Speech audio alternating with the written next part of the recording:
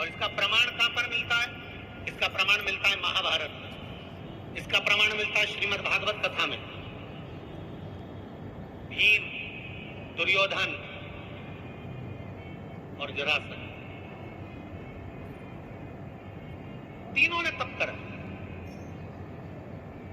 तीनों बैठे हैं अलग अलग शंकर, और तीनों शिव जी का भजन कर रहे हैं, तीनों शंकर भगवान का गुणगान कर रहे हैं, तीनों शिव जी का तप कर रहे हैं। और तप करते करते करते करते करते करते भीम को लग गई भूख, चले गया भोजन करने। जैसे भोजन करने गया तो कुछ खाने का तो मिला नहीं, केले के पेड़ पे से केला लिया या छील छील के खाकर फेंक दिया, पेट गया। इतने में देवाधिदेव महादेव प्रकट हो गए, और महादेव प्रकट होकर तुरंत मेरे शंकर भगवान ने प्रसन्न होकर प्रकट होकर दुर्योधन और जरासंध को देखा और दोनों से पूछा तुम्हें क्या चाहिए मांगो। दुर्योधन और जरासंध ने कहा हमको 100 हाथियों का बल दे दो। शंकर भगवान ने कहा 100 हाथियों का बल? तथास्तु। शंकर भगवान ने तथास्तु तो कह दिया। भीम बैठकर केला खा रहे थे और जरासंध और दुर्योधन जाते जाते हंस दिए। बताओ, इस खबट्टे को देखो, हपसी को देखो, खाने के चक्कर में इसको आशीर्वाद नहीं मिला और हमको 100 हाथियों का बल मिल गया। किसी पर मत हंसो। दुर्योधन और जरासंध भीम पर हंसे थे, और दुर्योधन और जरासंध भीम पर हंस दिए। भीम का मुंह उतर गया, चेहरा उतर गया, केला छोड़ा, भीम तप करने चले गए। तप करने गया तो भीम जान गया कि मैं अब तप करूंगा तो महादेव का नहीं करूंगा, पार्वती जी का। अभी आपको कथा में कहा था कि केवल जलाधारी भी अगर आप स्पर्श कर कर बेलपत्री आदि जो निर्माल्य पड़ा हुआ है उसको उठाकर, बहुत बड़ा दोष है। शायद आपने भी जिंदगी में कभी करा होगा, अब कर दिया हो, अब मत कर। एक ड्राइवर वो होता है जिसको फोन लगाया जाता, कहाँ है, निकल जाऊंगा, वो दूर है। और जो चिपका हुआ सुख सुंदरी वाली जगह पर जो शिवलिंग है, वो स्थान पर सेवा के लिए तत्पर खड़ा हुआ मेरा नंदी और शिवलिंग है। तत्पर क्या है? तत्पर।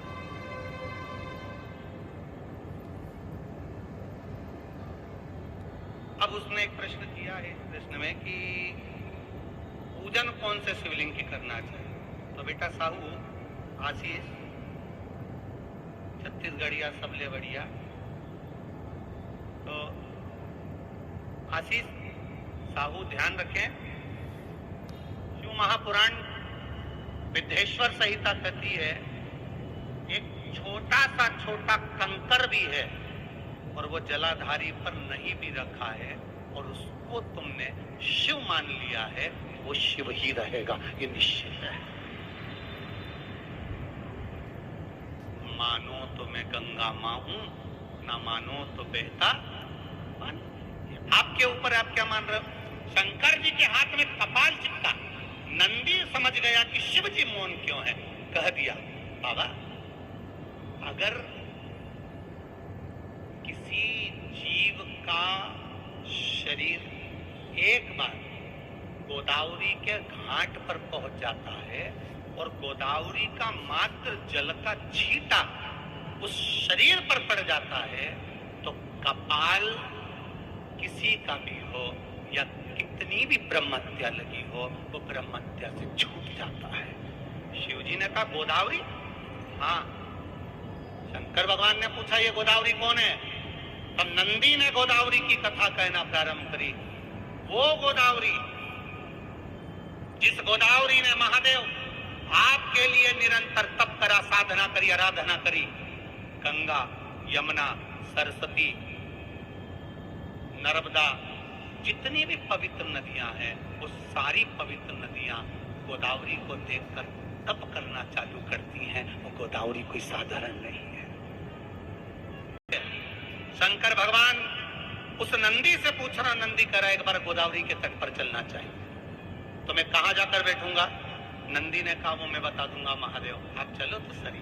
नंदी ने छोटे से बछड़े का रूप लिया, बछड़े का रूप लेकर महादेव को लेकर नंदी चल पड़ा। चलते चलते जैसे जैसे गोदावरी के करीब में आया, नासिक की धरा पर पहुंचा, पंचवटी पर पहुंचा, और पहुंचते से गोदावरी के सामने शंकर भगवान को बिठाकर नंदी ओझल हो गया। नंदी गया, जैसे ही नंदी गया वैसे ही शंकर भगवान के हाथ में से कपाल नीचे गिर गया और भगवान शिव का नाम कपालेश्वर महादेव पड़ गया। कपालेश्वर महादेव के घाट पर आज भी कपालेश्वर महादेव का वर्णन है। अगर जो लोग यहाँ पर महाराष्ट्र के बैठे होंगे, कितने लोग बैठे, जरा हाथ उठाओ जिसने कपालेश्वर महादेव का दर्शन किया। करा है सबने? रख लो रख लो।